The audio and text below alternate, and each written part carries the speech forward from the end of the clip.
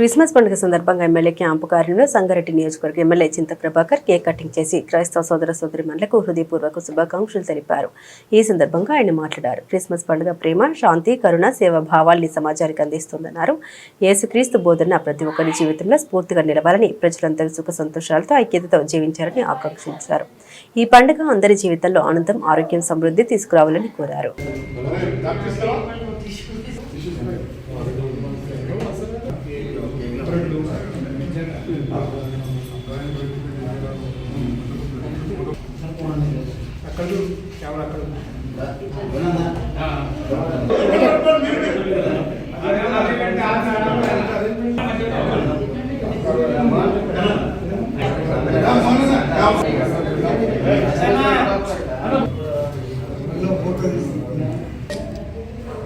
Sir ఇక్కడ చూడండి.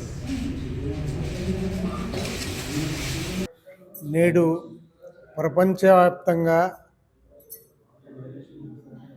క్రీస్తు జన్మదిన వేడుకలు జరుగుతున్నటువంటి సందర్భంగా యేసుక్రీస్తు మనకు బోధించినటువంటి ప్రేమ, దయ, శాంతి సందేశం మానవాళికి అందించినటువంటి సందర్భంగా అందరూ